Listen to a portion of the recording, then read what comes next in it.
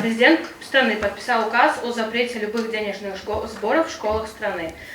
Следом Кабинет министров также принял соответствующий свой документ, аналогичный. Но при этом школы страны продолжают собирать с родителей деньги. Почему так происходит и кто должен это контролировать? Я вам хочу сказать, что мы, конечно, буквально это совещание у нас прошло, оно состоялось, это вот на уровне руководства Министерства образования, представители нашей столичной мэрии, и действительно такая проблема есть. Майский указ президента, значит, некоторые руководство наших муниципальных школ считают, что она может обойти. Общественные фонды, значит, якобы значит, ликвидировали, но продолжают не сборы. Мы же не выступаем против тех людей, которые меценатов или которые спонсорскую помощь оказывают. Но в большинстве наших столичных школ, прежде всего, продолжаются поборы. Поборы. Каждого нашего школьника заставляют приносить деньги. Про это состоялось совещание. Мы чуть-чуть вот отвлеклись на вот эти митинговые страсти, этот пресс-релиз, решение оно не вышло, но в столичной мэрии полностью указано прекратить деятельность всех попечительских советов.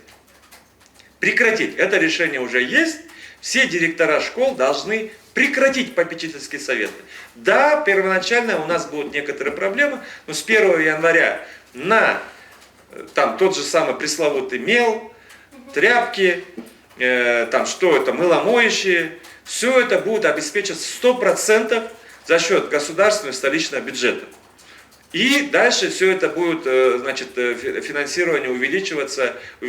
Будет сложно, нелегко, но все попечительские советы должны прекратить свою деятельность вот с этого момента, прекратить поборы. Если кто-то, какой-либо богатый родитель или меценат, или там, соседний бизнесмен захочет помочь школе, у этой школы должно быть способ прозрачного, ответственного, значит, приема этих пожертвований. Но поборы должны быть прекращены. И поэтому, уважаемые родители, прежде всего родители школьников муниципальных школ нашей столицы, можете игнорировать требования школьной администрации для того, чтобы вы отправляли эти деньги. Если у вас есть лишние деньги, пожалуйста, не через ребенка. Прекратите вмешивать наших детей в свои денежные вопросы. Уважаемая администрация, уважаемые родители. Дети не должны быть вашими передаточным звеном. Администрация школы прекратить какие-либо денежные отношения, чтобы учитель с учеником, никаких денег вопрос не должен стоять. Никогда. Ну, может быть, кроме чуть-чуть на 8 марта на букет, пусть они соберут, своей учительнице дадут, купят там ей торт. Во всех отношениях ни один ребенок не обязан приносить ни один тыин в свою школу. А есть какие-то подсчеты, какая сумма нужна, вот, чтобы покрыть вот эти расходы, которые раньше несли родители? Да, у нас есть примерные расчеты, это речь идет о выпадении где-то, скажем так, по всей республике около 4 миллиардов сомов.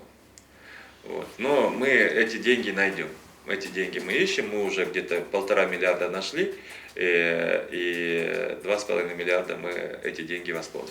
То есть в год родители скидывались, грубо говоря, по 4 миллиарда сомов? Ну, это если так, вот, если приблизительно, ну, там это, я не совсем уверен, в это деньги входили, там другие вопросы или другие.